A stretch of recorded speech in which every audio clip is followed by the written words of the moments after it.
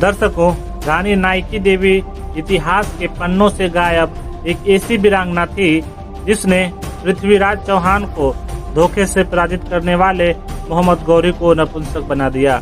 रानी Nike देवी का इतिहास भारतीय इतिहास के पन्नों में स्वर्णिम अक्षरों में लिखा जाना चाहिए था, लेकिन दोहरी मानसिकता से ग्रसित इतिहासकारों ने रानी नाइकी देवी का नामो निशान इतिहास की किताबों से मिटा दिया। जब आप रानी नाइकी देवी का इतिहास और कहानी पढ़ेंगे तो आपको गर्व होगा कि हमारे समाज में ऐसी महान वीरांगना ने जन्म लिया था। रानी नाइकी देवी तलवार के एक बार से मोहम्मद गौरी को गुर्दा फाड़ दी। इस वीडियो में आप जानेंगे कि रानी नाइकी देवी कौन थी, रानी नाइकी देवी की कहानी और मोहम्मद गौरी को पराजित करने की पूरी कहानी। आइए इस वीडियो में जानते हैं।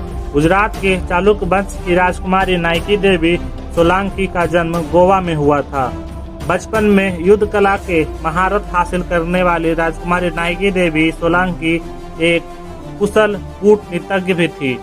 इसके पिता महाराज शिवचित्ता पारमांडी कदम्ब के महामंडलेश्वर थे।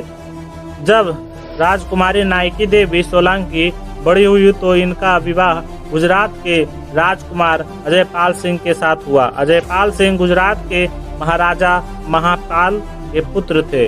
अजयपाल सिंह गुजरात के महाराजा महिपाल के पुत्र थे।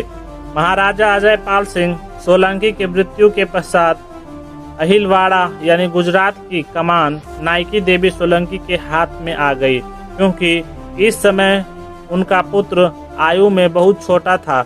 अजयपाल सिंह सोलंकी और रानी नाइकी देवी सोलंकी के दो पुत्र थे।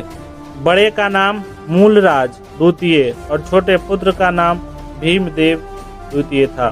गुजरात राज्य के लिए यह संकट का समय था, क्योंकि कई विदेश आक्रांताओं और दुश्मनों की नजर इस राज्य पर थी। अजयपाल सिंह के मृत्यु के पश्चात कई दुश्मन तिरछी नजरों से इस राज्य की आमदनी और धन दौलत पर कब्जा करना चाहते थे। गुजरात राज्य के सामने पहला संकट तो यह था कि राज्य की कमान किसके हाथों में सौंपी जाए। राज्य के वरिष्ठ मंत्रियों, सामंतों और राज दरबारियों ने मिलकर यह निर्णय लिया कि राजनीतिक कुशलता और कूटनीतिज्ञ रानी नाइकी देवी के हाथों में यह राज्य सुरक्षित रहेगा और उन्हें यह राज्य की कमान सौंपने का निर्णय लिया गया। लेकिन रानी नाइकी देवी ने यह कहकर राज्य का कमान संभालने से मना कर दिया कि नियमानुसार इस राज्य के वारिस के जिंदा रहते हुए दूसरा कोई सिंहासन पर नहीं बैठ सकता है। लेकिन जब सामंत और मंत्री अपनी बात पर अड़ गए तो रानी नाइकी देवी ने यह निर्णय लिया कि वह राज्य की कमान अपने हाथ में नहीं ले सकती, लेकिन इस राज्य के उत्तराधिकारी मूलराज द्वितीय के प्रतिनिधि बनकर उनका मार्गदर्शन करने के लिए तैयार हो गई। तो कैसे हुआ मोहम्मद गौरी के गुप्त अंग भंग, आइए आगे जानते हैं।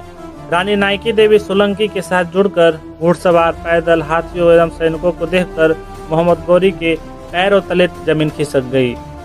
मोहम्मद गौरी कुछ भी समझ पाता इससे पहले ही रानी ने तलवार के तेज वार से मोहम्मद गौरी के गुप्त अंग को भंग कर दिया।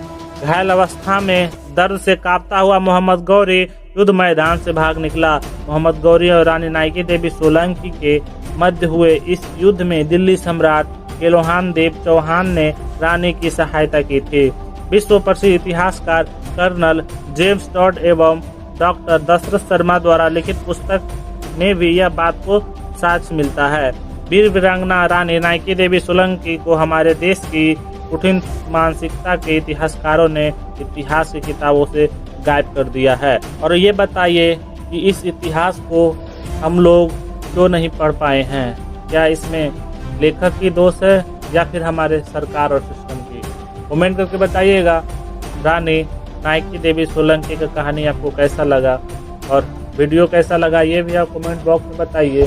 और वीडियो अच्छा लगे तो लाइक कीजिए, चैनल को सब्सक्राइब कीजिए और वीडियो को अपने फैमिली के साथ शेयर कीजिएगा। तब तक के लिए जय हिंद।